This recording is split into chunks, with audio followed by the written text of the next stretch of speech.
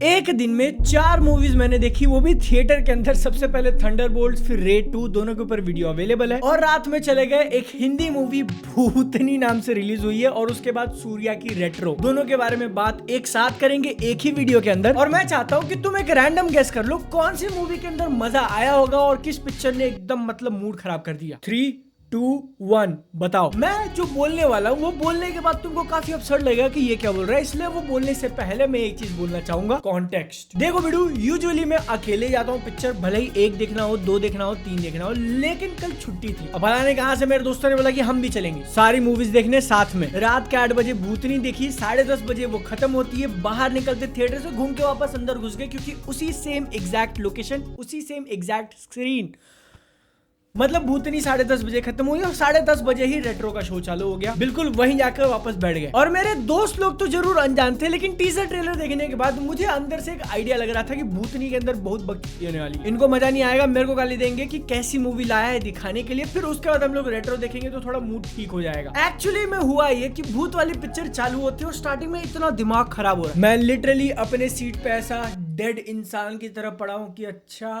कुछ चल रहा है, सब्जेक्ट बिल्कुल महसूस नहीं कर सकता।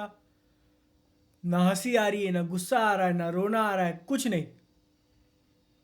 I am just their existing, और पिक्चर मेरी आंखों के सामने चल रही है। पता नहीं कौन से एक शहर का कौन सा कॉलेज है जिसमें इतना ह्यूज एस ट्री, नाम दिया है वर्जिन ट्री। मान्यता है कि तुम वहां जाके अपनी मन्नत मांगोगे कि मुझे ये लड़की चाहिए, ये लड़का चाहिए, तो ऐसा मिल जाएगा। लेकिन पिक्चर की शुरुआत में ही मूवी का main character played by Sunny Singh वहां जाकर बोलता है कि मुझे सच्ची मोहब्बत चाहिए, क्योंकि वैलेंटाइंस डे के दिन उसकी गर्लफ्रेंड किसी और लड़के के साथ चली जाती है उसी की आंखों के सामने। वैलेंटाइंस डे से याद आता है एक और चीज काफी फेमस है कि भूत। कुछ लोगों को लगता है फरवरी के स्पेशल महीने में इन स्पेशल दिनों के लिए एक भूत आती है और अगले महीने होली आने तक वो लोगों को मार देती है, जिसको उन्होंने बिल्कुल स्त्री की तरह दिखाने की कोशिश करी है कि लड़का अकेला बैठा रहेगा, कैमरा ऐसे धीरे धीरे उसके पास जा रहा है, हवा का झोंका, लड़की प्रेजेंट, जो उससे हंसते खेलते बात कर रही है, काफी इंटरेस्ट दिखा रही है। लेकिन एक सस्पिशियस चीज भी है, अचानक से आ जाना, अचानक से गायब हो जाना, भूतों वाली बात करना, जिसका पे ऑफ क्या मिलेगा, कुछ भी नहीं। It is just there. मैं तुमको स्पॉइलर दे रहा हूँ भाई, बिकॉज नहीं, इट मतलब जा रहे हो देखने के लिए, जाने वाले हो, है हिम्मत। फिर वो लौंडा जिसने सच्ची मोहब्बत मांगी थी, उसकी जिंदगी में आती है मोनी रॉय, जो कि भूत इसके ट्रेलर में ही दिखा दिया था। और वो भूत की हरकतें कितनी क्यूट है। हीरो अपना कुछ करते रहेगा, एकदम से आ जाएगी विक्की प्लीज।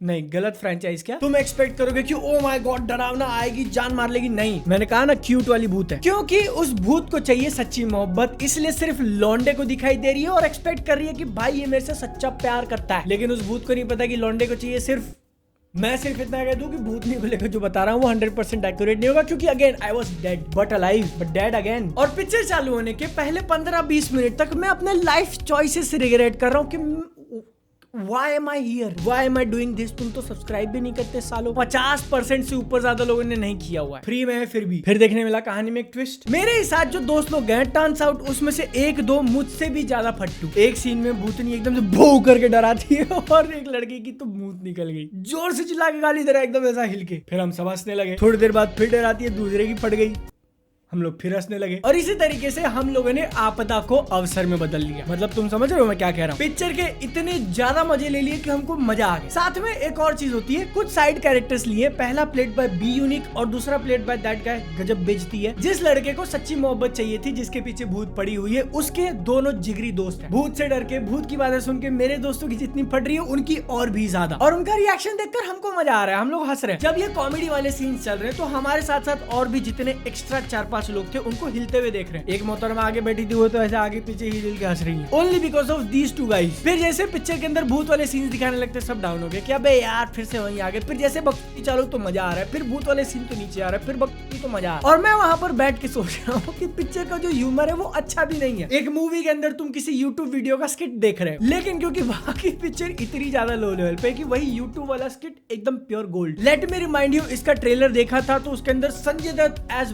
ब्लेड दिखे थे अपने को, सस्ते वाले, वही पूरा ब्लैक कॉस्ट्यूम ऐसा लेदर वाला, पीछे से 2 तलवारें निकाली है जिसमें इन्फिनिटी स्टोन्स लगे हैं, एक जगह पे तो गॉन्टलेट जैसा पहना भी दिया और वैसा दिखा रहा है कि भूत अच्छी है बुरी है। It's not good. कहानी के नाम पे कुछ भी दिखा दिया, डराने के नाम पे कुछ नहीं हो रहा है इनसे, भूत वाला एंगल एकदम ही इनफेक्टिव। लेकिन ब्रो बकरंडी मूवी अपने आप को बिल्कुल भी सीरियस नहीं लेती और हम भी नहीं ले रहे थे, इसलिए एकदम ऐसा निर्वाणा सीट पे कूद कूद के हंस रहा है। भूतनी पिक्चर एकदम क्लासिक एग्जांपल है। इट्स सो बैड कि it's good but it's bad, like really bad. अब देखो मेरी बात सुनकर तुम थोड़ा अंदर से क्यूरियस हो चुके कि ऐसा क्या पिक्चर में मैं भी जाकर देख लूंगा। रुको, क्या कर रहे हो भाई, है मरने से डर नहीं लगता। 2 घंटा 10 मिनट जो भी रन टाइम था उसमें एक ही चीज मजा दिलाती है, इसकी कॉमेडी। वो भी हमने खुद बनाई, हम दोस्तों ने खुद मिलके मजे लिए। और क्योंकि यही कॉमेडी इतनी ज्यादा सब्जेक्टिव होती है, there is a big chance तुम देखने जा रहे हो रिग्रेट करोगे, फिर बाद में मेरे को आगे गाली मत देना। Clear stand out be unique और आसिफ खान जो कि पंचायत के अंदर दूल्हा बने थे, जिनकी गजब बेइज्जती हुई थी। लेकिन फिर भी मैं कहना चाहूंगा तुम इसको देखने जा रहे हो तो रिग्रेट करोगे पैसे स्पेंड करना। जहां तक बात हमारी होती है, थिएटर से बाहर तुम लोग हंसते से निकले थे कि भाई मजा आ गया, दिमाग हल्का हो गया। अब अपने पास बिल्कुल भी टाइम नहीं, चलो सूर्या की रेट्रो देखते हैं, शायद आज का दिन एकदम परफेक्ट जाने वाला। क्योंकि पूरा दिन तुमको याद है ना, सबसे पहले थंडरबोल्ट्स देखी, बढ़िया लगी। रेड 2 देखी, अच्छी थी। भूतनी देखी, एकदम मजा आ गया। क्लोजर के लिए सिर्फ रेट्रो बाकी है। और इस मूवी के इंटरवल में लोगों के जो डिसअपॉइंटेड चेहरे देखे मैंने। सबसे पहले तो पिक्चर की डायरेक्टर है कार्तिक सुब्बराज, जिनका एक अलग डिस्टिंक्टिव स्टाइल है। मैंने उनकी जगह में थंडीराम और जिगर थंडा XX देखी है। म्यूजिक और विजुअल्स को मिक्स करके एक अलग फीलिंग जरूर वो दिलाते हैं। लेकिन माय गॉड, ये पिक्चर लंबी थी बोलना भी एक अंडरस्टेटमेंट होगा। 10:30 बजे चालू हुआ है,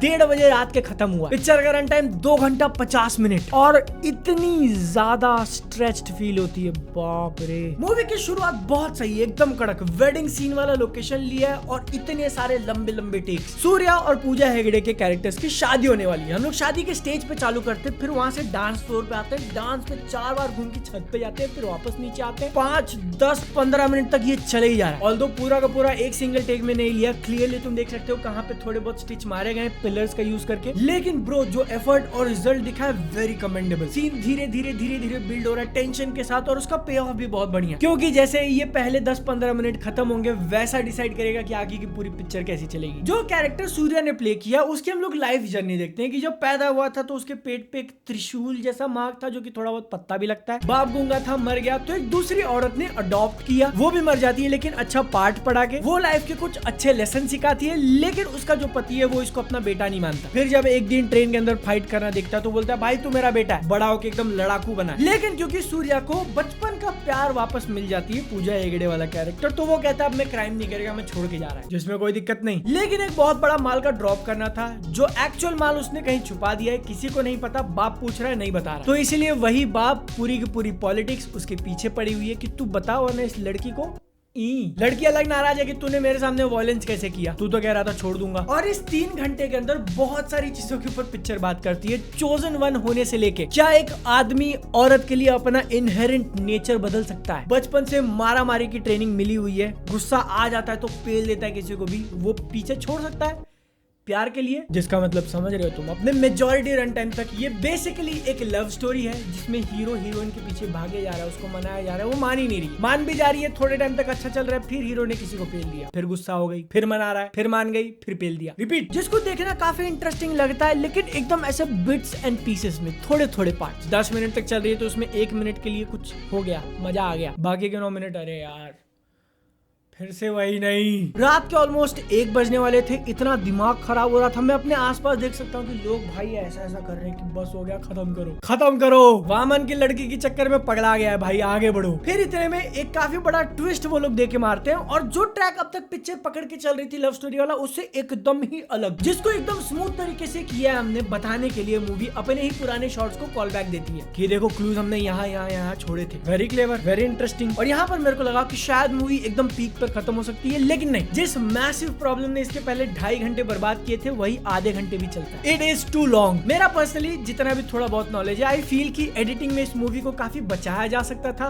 बीच के जंक निकाल के। ऐसे सीन्स जो आपने रखे तो हैं, लेकिन वो कुछ नया नहीं करते, कुछ इन्फॉर्मेशन प्रोवाइड नहीं करते, they are not even interesting. Point A से पॉइंट बी कुछ हुआ है जिसके बीच की जर्नी दिखाने के लिए आपने ऐड किया। काट के बहुत छोटा कर सकते थे या फिर उड़ा भी देते, चल जाता, क्योंकि एक्चुअली इसकी स्टोरी में इतना माल मसाला था, एक अच्छी एंटरटेनिंग एंगेजिंग मूवी बन जाए। इंटरेस्टिंग पॉइंट्स को रेट्रो ने टच भी किया। तुम्हारी लाइफ का थमम ढूंढना, थमम या थमन जो भी बोलते हैं, I don't know. Basically purpose, why are you here, और जो पैरेलल्स इंस्पिरेशन उन्होंने ड्रॉ किया है श्री कृष्ण की लाइफ से, कंस मामा और ये सारा element, it could have been brilliant. लेकिन मैं फिर से बोलना चाहूंगा, पिक्चर इतनी लंबी है कि चीजें रिपीट पे चल रही है, ऐसा फील होता है। कई बार डायरेक्टर्स अपने ही आर्ट में खुद को इतना ज्यादा इंडल्ज कर देते हैं, उनको नहीं पता चलता कि वो लोग उसको खराब कर रहे हैं। और मैंने इससे बोला कि कार्तिक सुब्बराज का एक स्टाइल है सीन्स को प्रेजेंट करने का, एक मूड बना देते हैं, म्यूजिक का चॉइस, कलर, कपड़े, पूरा प्रोडक्शन और डायरेक्शन का मिला के इसके अंदर भी वो किया है, लेकिन बहुत लंबे टाइम तक। मैंने जो बोला ना बीच वाले फिलर सीन्स थे, उसमें भी वही चल रहा है। बाकी किसी भी डिपार्टमेंट से कोई प्रॉब्लम नहीं है, it just this one single thing ruined the entire movie. और हाँ, क्योंकि मैं इतना बोल रहा हूँ तो हिंदी डब की बात करनी पड़ेगी। मैंने इसको हिंदी में देखा है तो ऑब्वियसली ओरिजिनल इफेक्ट जो था वो डाइल्यूट होके ही मिलेगा, तुम डब के अंदर फिर से रिक्रिएट नहीं कर सकते, काफी एविडेंट है। एक चीज पे अगर वो स्टिक कर जाते तो मे भी इंप्रूवमेंट देखने मिल सकती थी। बैकग्राउंड म्यूजिक ऐसा तो बहुत बढ़िया, जब चल रहा है तो मजा आ जाता है, लेकिन जब उसी म्यूजिक के अंदर लिरिक्स है, कैरेक्टर्स डांस वगैरह कर रहे हैं, तो उसको हिंदी में ट्रांसलेट नहीं करना चाहिए था। आप अगर ओरिजिनल ही सुना देते, जो कि इन्होंने किया है, कुछ रेट्रो गाने यूज किए हुए हैं और वो ओरिजिनल लैंग्वेज में चल रहे हैं, हिंदी डब में नहीं। सूर्या से लेके पूजा हेगड़े और बाकी कैरेक्टर्स इतना बढ़िया डांस कर रहे हैं, बॉडी का इतना सही फ्लो दिख रहा है, लेकिन तुम सुन क्या रहे हो हिंदी में, और तुमको तो पता है कि गाने कितने अच्छे से ट्रांसलेट होता है ना। सार्केज्म था। रिजल्ट क्या हुआ, एक बहुत ही टायरिंग मूवी देखी, और जब ये खत्म होती है ना तो मेरे दोस्तों को छोड़ के बाकी 20-25 लोग आए हुए थे, वो गाली देके निकल रहे हैं कि भाई यार चूतिया बना दिया। मैं थोड़ा बेनिफिट ऑफ द डाउट इसको दे सकता था कि दिन की चौथी मूवी देख रहा हूँ इसलिए शायद मैं टायर्ड हूँ, लेकिन ये बाकी के लोग ना brother, it just too long. Hit part 3 मुझे देखना था, कहीं अवेलेबल नहीं है, मुझे लिटरली 6 घंटे की जर्नी करके जानी पड़ेगी इसको देखने के लिए। तुम बताओ, तुमको अगर चाहिए वीडियो तो मैं जाएगा, व्लॉग टाइप में बनाएगा। Are you interested? Let me know. मैं मिलता हूँ अगली वीडियो में। जय हिंद, वंदे मातरम।